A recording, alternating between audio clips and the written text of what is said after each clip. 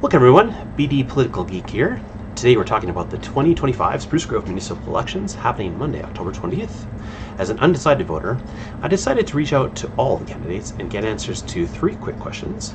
We're going to run through the answers I received by the time of this recording.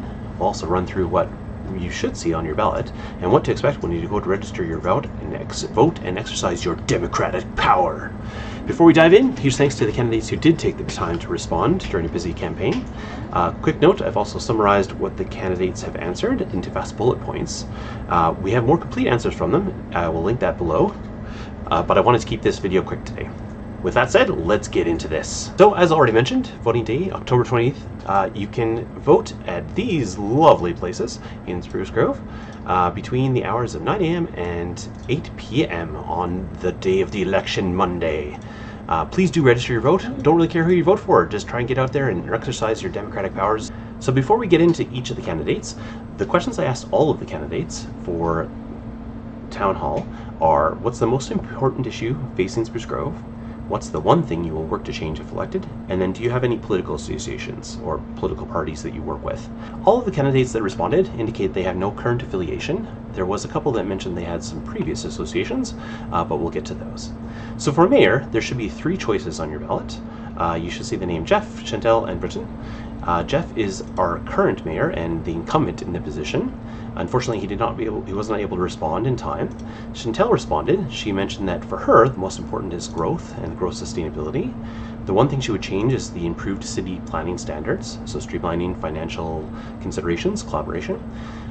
For Britton, her most important issue facing Spruce Grove is affordable living, so that is like zoning laws, public transit, hospitals, and city bounds.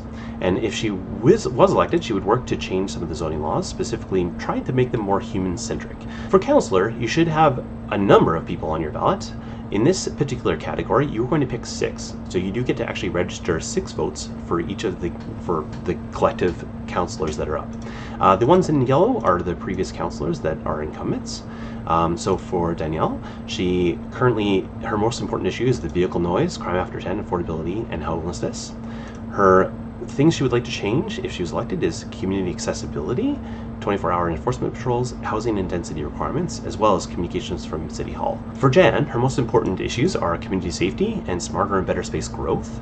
The one thing she would like to change is growing the commercial and industrial tax base. For Gail, a newcomer, they promised to listen to citizens' concerns and will be collecting a list of concerns to work on throughout their campaign. Unfortunately, I wasn't able to get a response from Spencer. Jeff mentioned that his most important issue is growth, again, safety, infrastructure, services. This is a common theme. I think a lot of our councillors that are up for election do recognize that there's significant growth pressure in Spruce Grove, which is great. His most important things are rezoning and land use bylaws that he would like to change. For Aaron, growth pressure, again, service levels, amenities, safety, enforcement. The thing that they would like to change is looking at density and growth targets plans, which again relates to some of the other ones that we've seen. She's incumbent as well. Trevor, infrastructure related to growth is their most important issue, and would like to focus on improving communications from the cities if elected. Joseph is really concerned about affordable housing and tax creeps.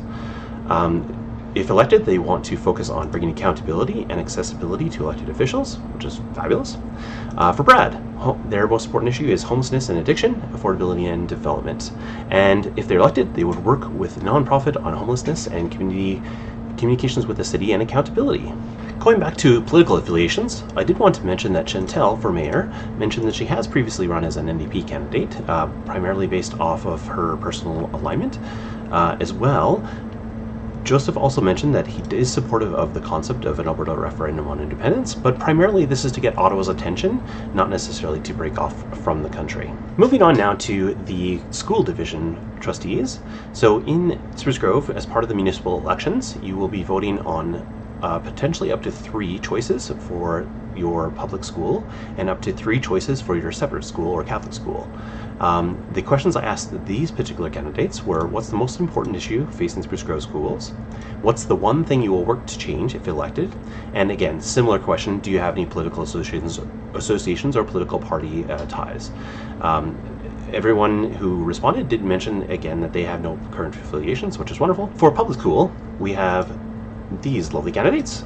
So for Karen, she stressed that her most important issues facing schools is the unique learning needs of kids and small class sizes and individual help. So basically that constant battle that we're in with the number of kids in the classes. The one thing she would like to change is to strengthen the teacher-family relationships. For Natasha, obviously the strike and the impact that it's having on families is probably the current most important issue. She would like to change the collaboration between province and school boards and try to work for initiatives for funding support and more stakeholder engagement. For Adam, adequately sustaining funding and support small class sizes with more resources is the most important issue. And they would like to change improving the percentage of students graduating from high school and looking for leading indicators for schools to help inform decisions. For Jill, an incumbent, classroom complexity, which again ties to that individual needs of individual students, and she will work towards better connections to parents.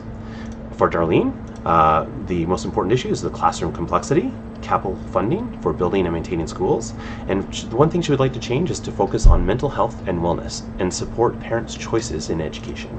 Unfortunately, I didn't get a response from Mumbai. For the Catholic school, or a separate school, unfortunately I did not get any responses from them either. Gerald is the current incumbent, everyone else is running anew.